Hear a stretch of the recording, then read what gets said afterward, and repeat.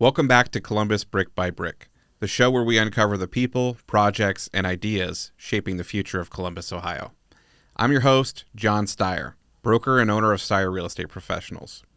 Every week, we sit down with entrepreneurs, leaders, and local changemakers who are laying the foundation for a stronger, smarter, and more connected Columbus. Today, I'm joined by Tommy Harr. He's a real estate wholesaler, investor, flipper, and educator. And if you're in the Columbus real estate world or anywhere near social media, you've probably come across his unfiltered take on house flipping, renovation, and the realities of building a business from the ground up.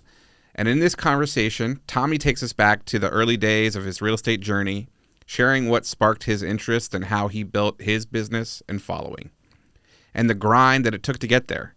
And we talk about the values that drive his work and the power of transparency in business, and how he's used social media not just to promote his brand, but to build real trust.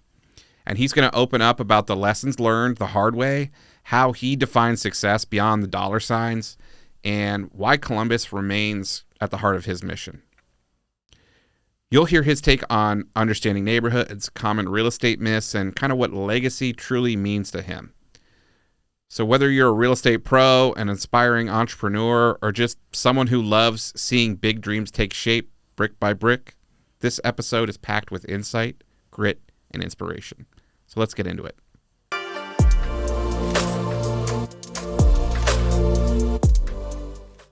Well, Tommy, thank you so much for being here on Columbus Brick by Brick. It's really great to have you on and to learn a bit about what you do and how you got started. I'd love to hear kind of how your journey started. If we could start at the beginning, how'd you get into real estate and how'd you kind of determine that this is a calling for you? Yeah. So one, thanks for having me. And two, kind of fell into it. My dad for the last, 25 years has been a real estate entrepreneur, not in the home buying space, but in the home servicing space. Okay. So he always tells a story. He was about to get laid off from Radio Shack back in the day, and he was a safety inspector there. So he ended up buying a franchise for home inspections. Okay. So he bought a home inspection franchise about 25 years ago. So he's been doing that for 25 years. He's still actively doing that with my two younger brothers. That's what I got into when I graduated college. But growing up, he also had what's called a property preservation company. So in 07, 08, when things started to change and the market started foreclosing on everything, somebody had to work for the banks, being the middleman, to service the houses. So trash them out, winterize them, mow the lawns. So I just grew up from the time I was 11, 12 years old till 18, spending all my summers mowing lawns, trashing out houses, doing some dirty work, and kind of led me into where I'm at now. So it's in the blood.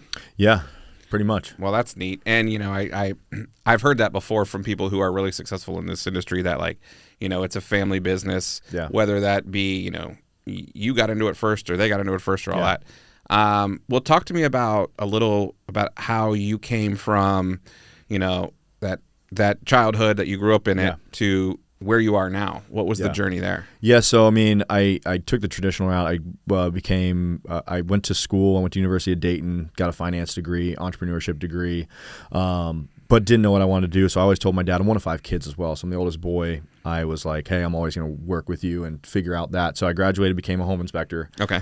I didn't even know he had a home inspection business growing up because it was all I did was in the property preservation. So I didn't even really know what he did at that point. So I was like, hey, I'll just help you. So we started walking around houses, and he's like, this. And I'm like, I had no idea any components of a house. Because in the beginning, I was just trashing them out. Right, you were just I wasn't even labor. Looking at the actual house. I was just like, my dad's going to pay me $15 an hour if I go and do this. Like, let's just go and work. So then I became a home inspector, started learning the components. And then about 6 months in, we started doing draws for investors. So hard money, you get a hard money loan. Somebody has to come and do a feasibility inspection, and then have to come by periodically to see if the work's getting done to draw out their cash from the bank, so hold it in escrow. So I was seeing these houses get revitalized that we used to go service in areas that my dad would tell me never even go. Like he would send me in there to do it, but he'd be like, be careful. Yeah. Like I'm talking like Children's Hospital area and all that stuff was really rough. It used to be real rough. If anybody listening to this probably never went down that way, but 15 years ago or so, it was bad. So So I just saw that, and I just started following on Instagram. So people like Terry Summers, Austin Rutherford, some of these guys that have been around the industry for 10, 15 years, and started seeing the lifestyle they were living and what they were doing. And it came back to owning the house instead of servicing the house. So instead of a $75 inspection, they were systemizing their business, flipping the house, raising capital, and making $100,000 on the house. So that was the light bulb of like, okay, I'm in the right industry, but I'm not in the right vehicle in the industry. Right. Now you can scale a service business. It's fantastic, but there's a lot of E&O, there's a lot of liability, there's a lot of human capital needed to be able to scale that. Sure.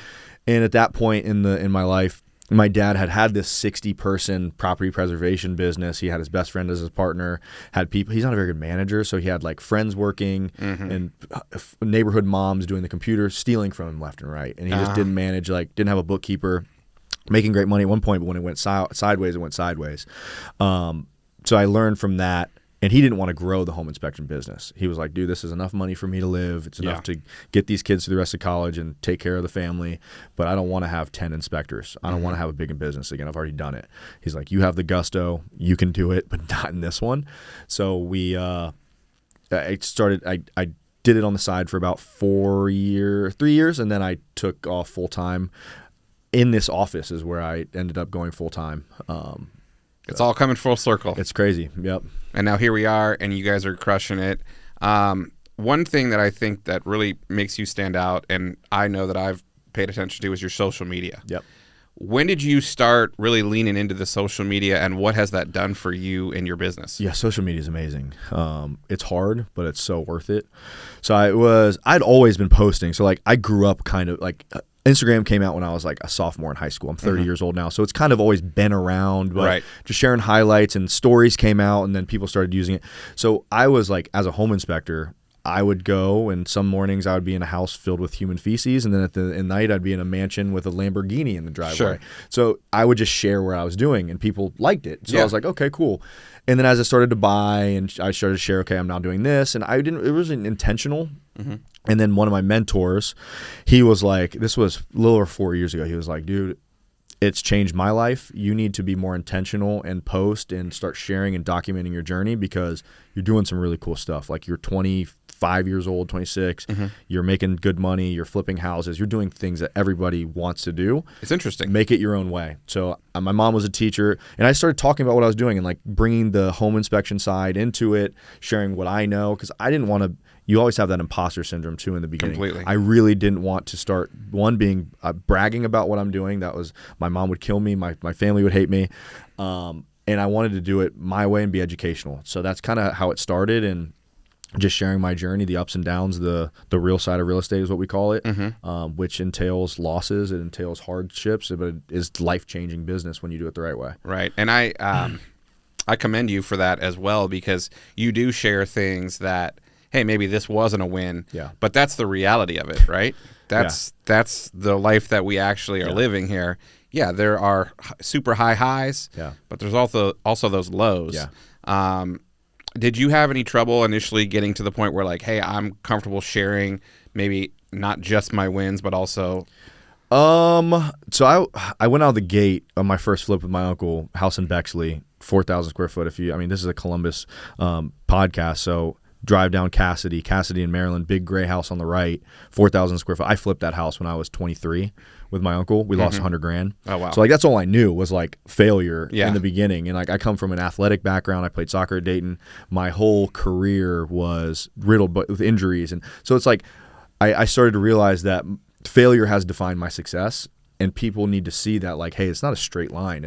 You can succeed. It's about consistency, but you're going to get kicked a lot, and you need to figure it out. So it's like, okay, I'm not quitting. That was one of the things about social media. I'm going to tell it how it is.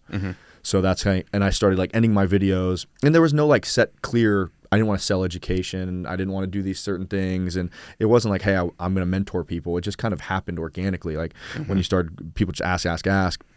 And doing it your way is really important. So just sharing the ups and downs and being authentic was really important to me. Yeah, and I think it's important to the viewers too. Yeah. And I think that it shines through, so kudos. I appreciate it. And then lastly, like 2020 was when I started really posting.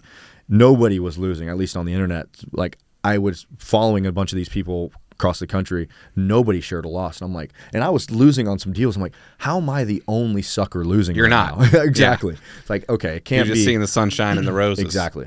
Yeah. Exactly. And anybody that's listening to this that wants to build a following, whether it's small or big, just share you're going to get so much trust from sharing the things that are actually happening behind the closed doors, and people are going to become either raving fans or going to be private money lender. Whatever you want to get out of it will come, I promise.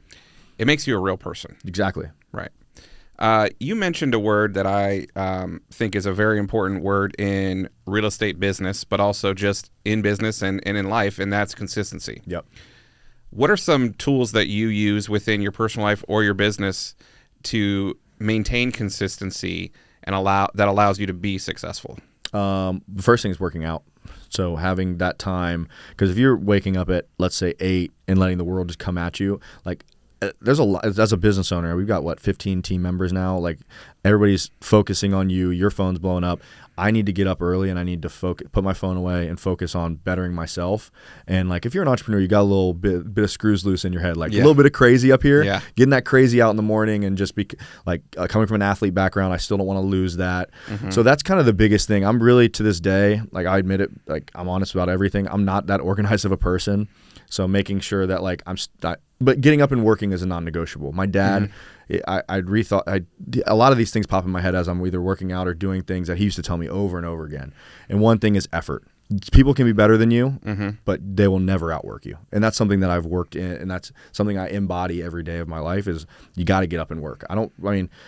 Taking days off is okay, but when I'm here in town, I really don't take days off. It's not a brag, but it's just like, what else are you going to do? Right. Yeah, and I feel like that is such an entrepreneurial like way of life. Yeah. That like you're always working. Yeah. And it's just, if you are someone who has built a business or wants to build a business, it never stops. Yeah. Maybe you sell it one day, but then you probably start another business, right? I mean, like, what are you going to do? Yeah. I was just talking to one of my private money lenders this morning, and he's making a lot of money, but he's bored. He just wants to do stuff. And I was like, talked to Rob over here. I was like, I'm going to be the same way. Like, I can't shut it off. Right. I don't know if it's like an ADHD, or it's just, humans want to have, they want to get better and they want to do things. Like I can't just sit, because the goal, everybody thinks, especially investing in real estate, is the passive income and sit on the beach with your Corona and do nothing for the rest of your life. That you rot away and I'll hate my life, Right. Sounds so crazy, but it's true. Yeah, no, I'm right there with you. And I'm constantly striving to improve my business. Yeah. And the way you're going to do that is by putting into it. Yeah. And so if you turn that off, you might as well hang them up. Absolutely. You mentioned that you've built a team around you. What was the journey that you went on to build that team? What did that start out? How'd that start out? And how did you land where you are today? And then what has that done for you and your business? Sure. So going back to the home inspection days, I kind of dipped my toes in it there. So I hired a home inspector just because we were doing more business. So like that business, the more I marketed, the more business we got, the busier we got, and the more we worked, the more money we made. So at one point, my dad, I'm not going to say allowed me, but he let me just like kind of do what I wanted. So I brought on a home inspector. I trained him, and training was probably horrible, but they learned and got better, and he was with us for a couple of years.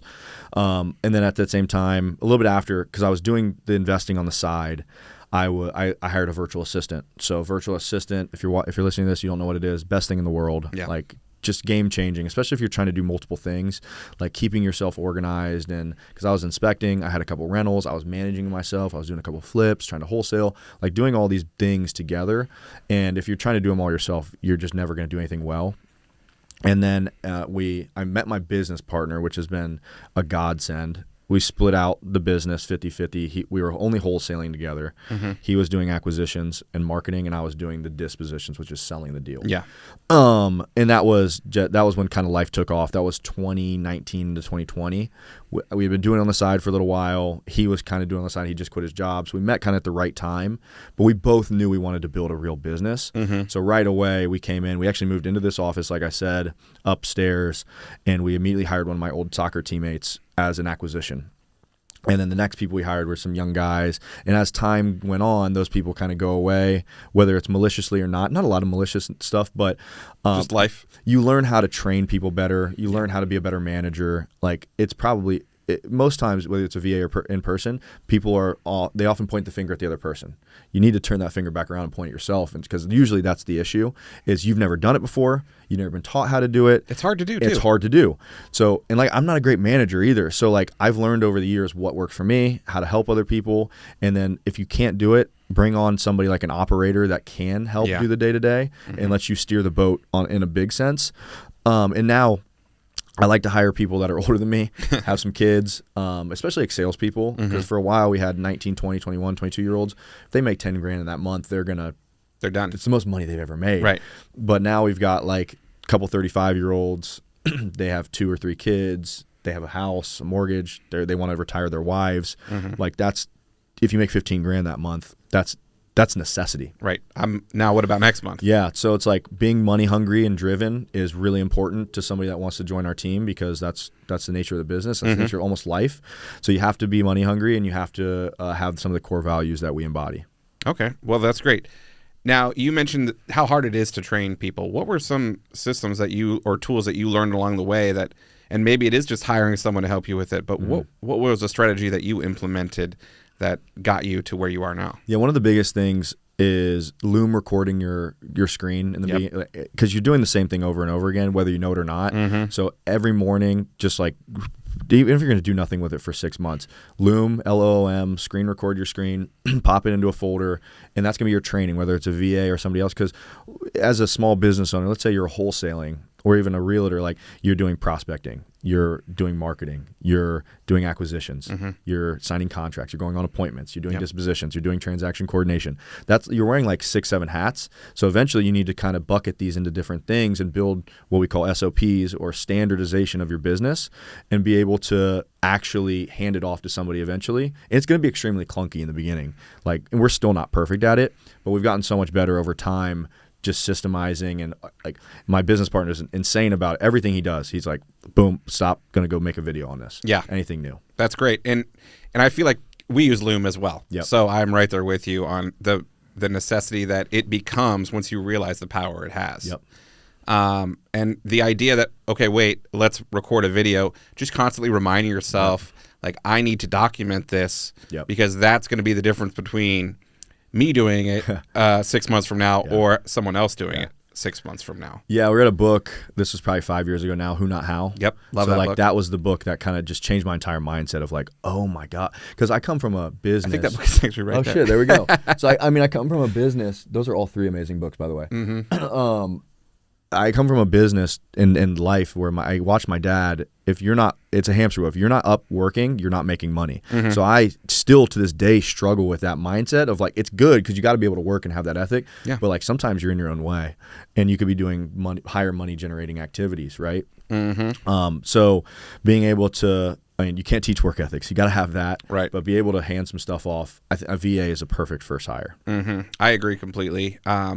When you first hired a VA, what route did you take to get to that? The first one I hired was actually in the inspection company, because what I did, because I wanted to learn, this is like a little side story, but I wanted to learn how wholesalers were finding their deals and how they were doing basically the transactions, but I realized that they had really bad pictures. So I was like, hey, I went to somebody's meetup, this is probably 7, 8 years ago now, and I said, hey, your pictures are terrible for your deals. I will do them for $75 and give you a 1-page report. I remember when you were doing that. And we still do that now. My company still does it. So I was doing that, but it wasn't for the money. It was to see all the ancillaries. I wanted to see the deals, talk to the homeowners and see, okay, how did you get found? Why did you sell the house? And learn the inside of what was going on.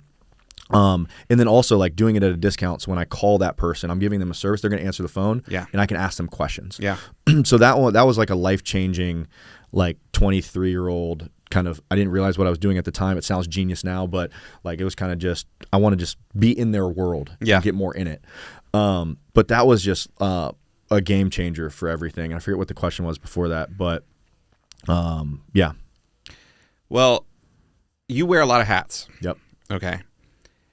How do you think of yourself? Because you're doing the content, your content is around your different vertical integrations. When you wake up, what do you think of yourself as? Oh, that's a good question. Sometimes I think of myself as a chicken with his head cut off. Okay. And it kind of changes day by day, you know. So I still sit in the wholesaling bit. So to give whoever's listening an idea of what our business looks like, I'm no longer a home inspector. I'm still licensed, but wholesaling business, flipping business, education business, and we have property management. I sit in the dispo side. So I still do a little bit of training and like underwriting on the wholesaling side, and like I'm the last person to sign the contracts if we're assigning something. And then I'm also managing the construction business. So I have a senior project manager, 2 project managers, an admin on that business. So training really everybody in that business, but also the senior manager to do the stuff that I've been doing in the past. You asked a question earlier. The only way that it's possible to do, I think we're doing like 20, 25 rehabs at a time right now, is automation systemization using the same materials. So that's a common theme across the board. And then shooting content. So like we got Rob here, and it's just day by day, right? So like if I see a free up in my schedule, hey, I'm going to go write content, but I write it all too. So it's like a lot of creativity that I have to go expend mentally. It's a lot of work. So I mean, anybody that thinks they can go do, because I see it all the time and people start and they fail. 1, you got to start and never stop. 2, you have there's nobody that I know that have that they pay somebody as a one-stop shop. They write all your content, they write in your voice, and your thing just grows. It takes work. So you have Completely. Like my work is those 3 things. You can hire help. You're good and need you can help. hire help. You need to hire help eventually. Like you can bootstrap it for a long time, but if you want to take it serious and be a business, like hire a videographer, content team. But to me, writing your stuff, at least on a baseline, is really important.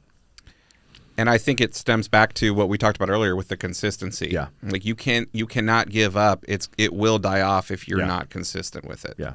I posted every day for over 4 years now. Wow. Every day. If you've been listening to this podcast, you know that I believe in building real estate businesses that are scalable and sustainable. And that's exactly what we help agents create at Styer Real Estate Professionals.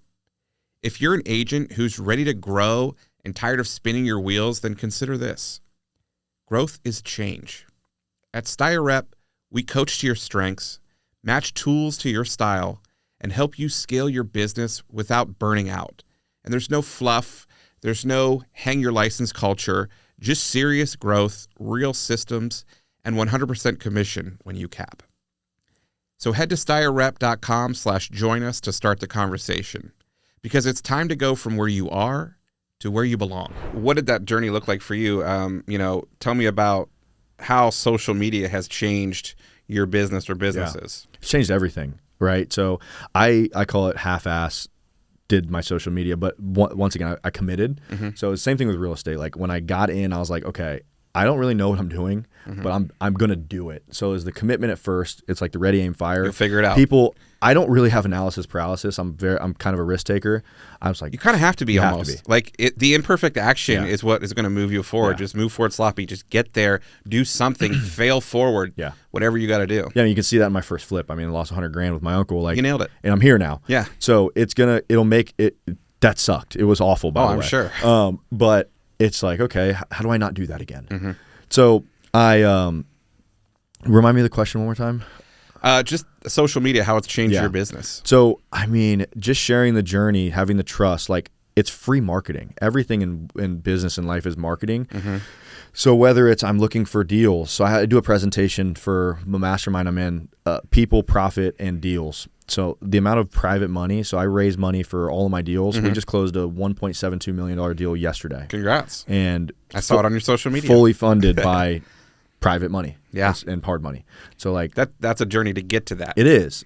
But like I always tell people, like, if you're doing it every day, you can't be a knucklehead and not know what you're doing for 5 years straight. Right.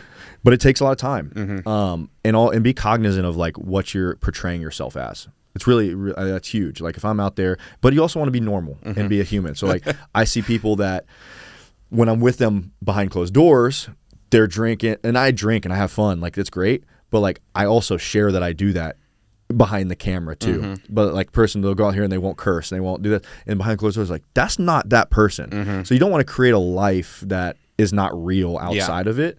But and you're then a character. Then again, you can create something that is great and can grow your business. But it's grown my business, brought on amazing people onto my team. Like I don't really have to post on Indeed. I post on my Instagram and people want to be on the team because they see what we're doing. They want to invest in real estate. They like what they see. So it just helps everything. It exemplifies everything. We've made more money all the way. Yeah. Yeah. I that's neat that you actually get team members from it. Oh yeah.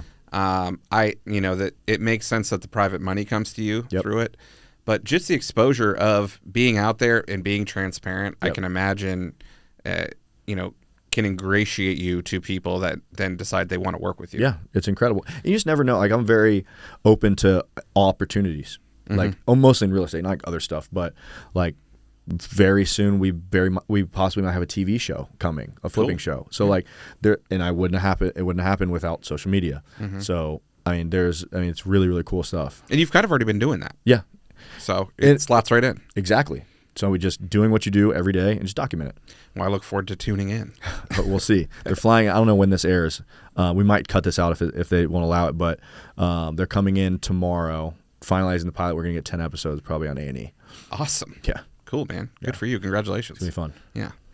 So you discussed that you have systemized your flips and your renovations. What did that look like in discovering that was important? When did you start, and what has that done for you now that you're just doing 25 to 30 properties a month? We realized our contractors were spending more time at Lowe's than at the house, and we were overspending on materials and just everything was out of control. And that's how most people flip houses. Like, you go there and you run to Lowe's every day. If you spend a lot of time on the front side, which is build your scope of work the right way, build a materials list out the right way, and start properly, everything else is just managing expectations. So what we do is we have 2 SKUs. We have a builder grade and we have a high end. We choose it from the beginning. There may be a little bit of change orders in the middle, but in general, we have the materials almost all the way ordered right day one. We have a warehouse now, so we use the same paint, the same trim, the same doors, the same everything. Right. We have a warehouse down on the south side in Marion Village that when we finish up, because if your contractors buy it, they're going to take it to their next job. Yep. They know to put it to the side. We collect it. We take it back to the warehouse. We inventory it, and then we take it to the next. So it's just allowing us to do more, spend less, and reuse the resources as much as we can. And then also the contractors don't have to call us. They know the finishes. They know the LVP we use. They know the paint color. Like, there's no gray areas anywhere, and that's kind of the idea. Everyone wants to scale. Like, that the word comes up so much. Simplicity scales. Yeah. When everybody knows the answer, and also people want to. They hear people talk about, well, I want to get out of my business. That's the only way to do it. Is like systemize, build it out, and then having somebody else they can report to. That's how businesses are built.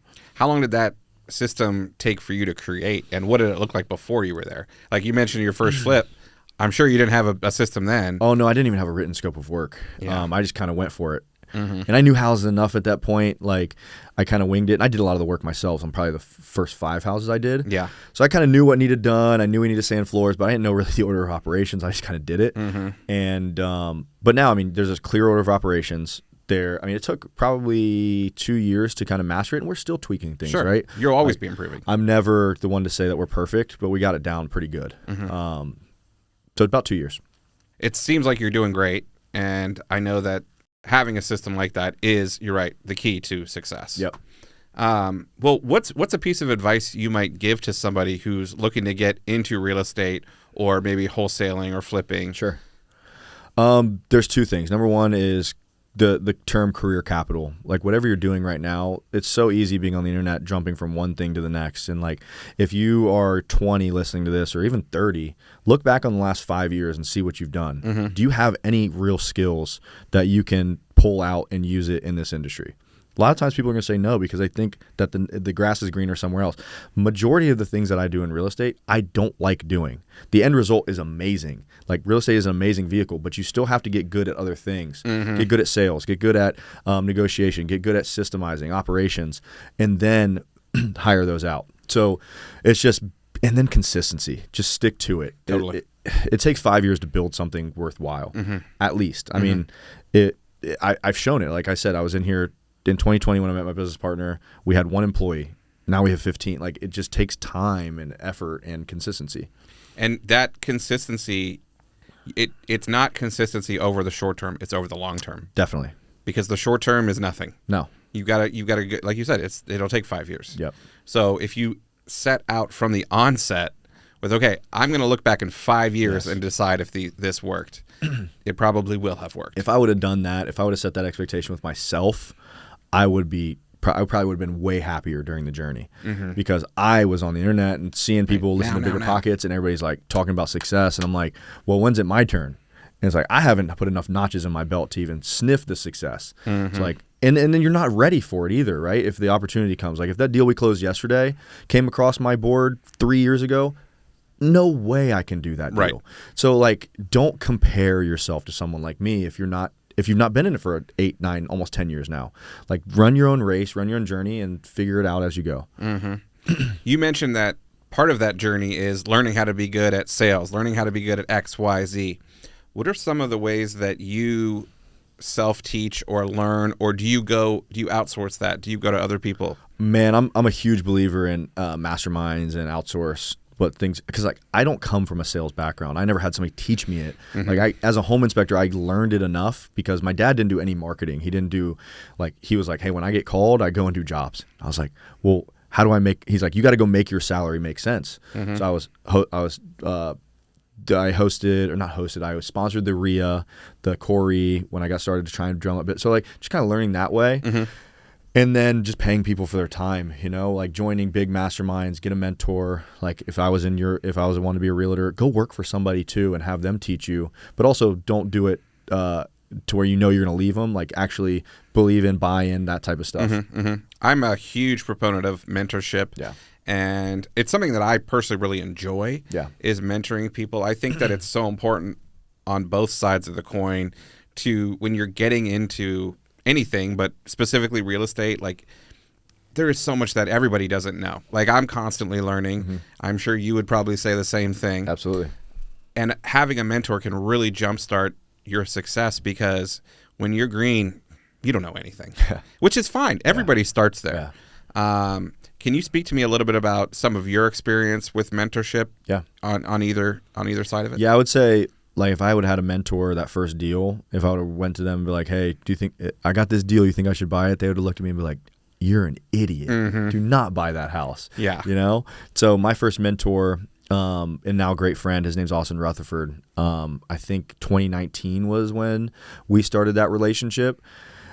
It's invaluable, man. I mean, like being able to tap into somebody's hundreds of deals and millions of dollars in business that they've accumulated. Like, but you got to make sure you also vet that person. So like, don't go and just give your money to people on the internet. I mean, it can be a slippery slope. Just ask them for referrals, and like if they're in your market, go see their office. If you want to build a big business, make sure they have a big business. There's a lot of gurus out there. It sounds simple, but people just do it. I mean, there's a lot of trust. Like people just blindly trust, and you just can't do that. Yeah. So I went with somebody in the beginning that I was going to his meetups, I was seeing him, and I was like, okay, that's the guy. Yeah. I want to learn what he's doing. Yeah. And now on the other side of the coin, you're helping your employees. Yeah. And you're helping people just through your social media. Yeah. What does that look like for you? And what do you get out of that for yourself? I mean, not that you're looking to get stuff out of it, but just your experience. Yeah. I mean, selfishly, it feels good. People having success. Like I was just in my office. We were shooting a YouTube A Day in the Life today. One of my team members is about to finish his third flip. He's going to make $35,000 on top of maybe a six-figure salary that he's going to make on commissions. My marketing guy is going to make. He's closing on his first flip Friday. So it's like, especially if you're in a real estate business, like a transactional one, like me, wholesaling, flipping, rentals, and they're working in that business, and you're telling people about what you're doing, like the money you're making and the lifestyle you're living. You would be a fool to not. And I'm not going to say allow them, but not tell them they need to do it. Right. Like, hey, you guys are in this. You see it. Like, you have me as a crutch. Completely. Go buy some damn real estate. Right. Like, you guys see it's true. Like, if you guys are outside looking in, or it's not this unicorn thing that you can't get into. You have me. You're on the team for a reason. Right. And you probably came in because you wanted to get into real estate. Sure. So use it. So that's the big thing is just, and it just feels good when they do it. And they stick around long. So being able to help people change their lives or retire their wives or let them stay home a little bit more. It just feels good. Yeah, for sure. And I agree with you completely. It's a give and take, but in the correct mentorship relationship, you're going to get both sides. Everyone's going to be benefiting from it. And I tell them too, like when you get hired by us and my team, we sit you down and we say, hey, you guys, your dreams right now are fitting inside of my dreams. Like I can almost guarantee you that we're going to make this thing big enough to where but if it doesn't and you feel like you've outgrown me, I expect you to leave. Right. Because as a human being, you need to grow. Yeah. And if I'm holding you back and you can like show me and prove to me that I'm holding you back, fly on. Right. But don't come in more power to you. Don't come in for a year, learn, and then leave. Yeah. Because that's transactional and that's not a good way to do business. For sure. So have you had instances in which you've had team members outgrow their employment with you? Really not yet. Yeah. We have our sales manager. He's been with us for 3 years. He's just growing in his role more. So I mean, he'll make close to $200,000 this year. He just did his first flip. He got paid. So like pushing him now towards the rental side. Like, hey, you're making good money. Let's start thinking about building some wealth.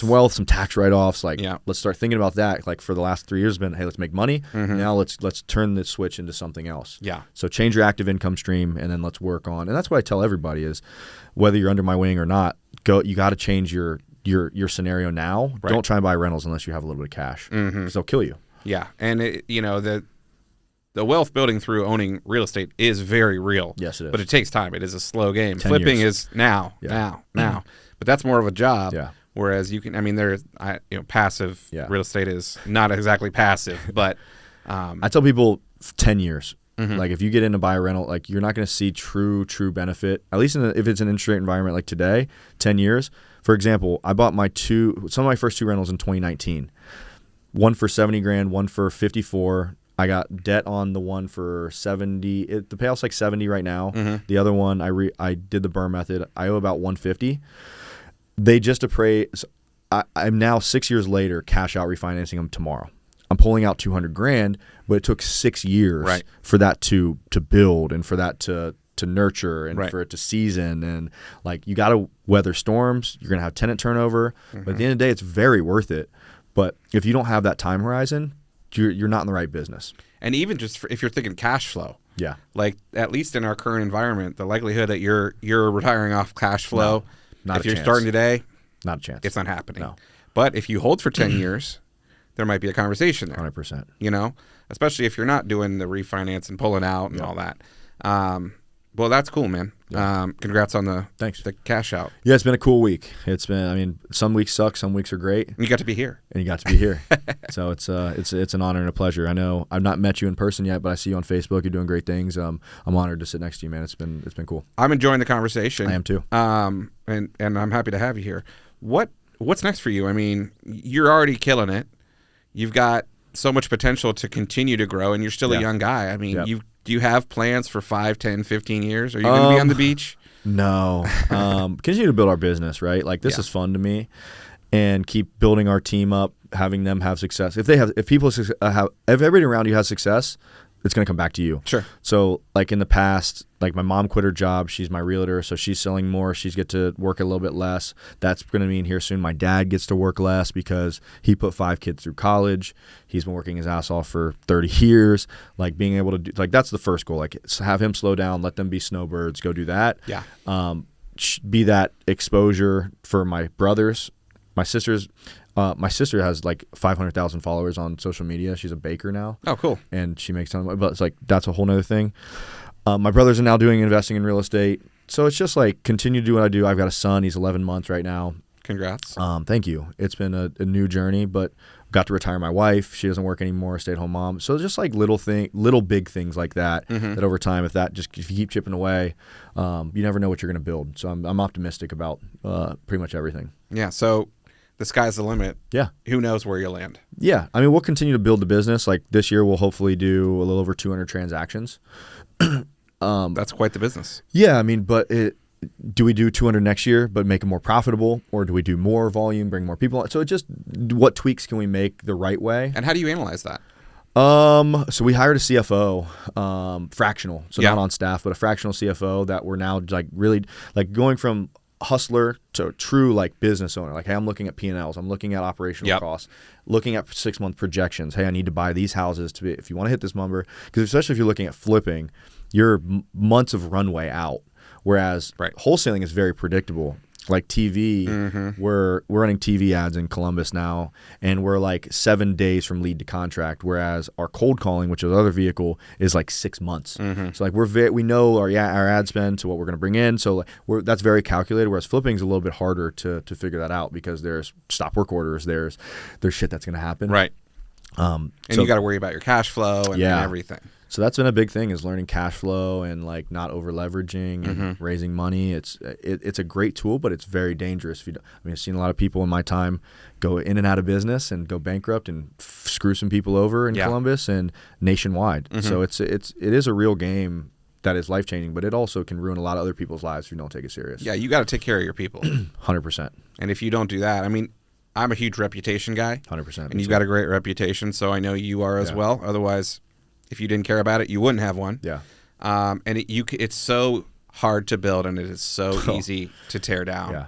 And you have to constantly be thinking, okay, how is this going to affect my reputation? Sure. Because it's everything.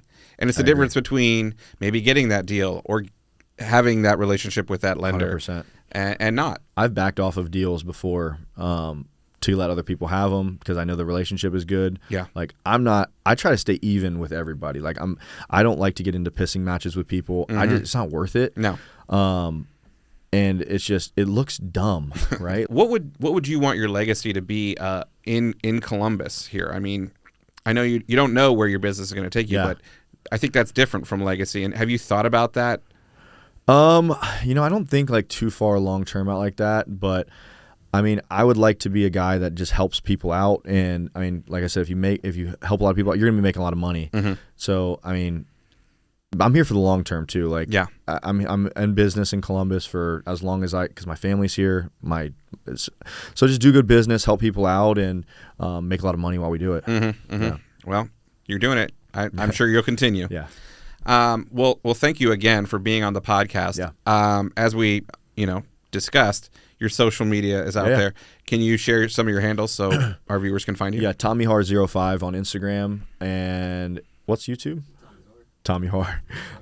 So search Real Side of Real Estate, Tommy Harr. We're putting a lot of time and effort into YouTube. So if you want like a free channel that like is actually going to give you good information, whether that's us walking a house spontaneously and inspecting it and tell you the components of a house, to breaking down deals, to like everything start to finish, from the house itself to analyzing to executing a wholesale flip or rental, it's going to be all there.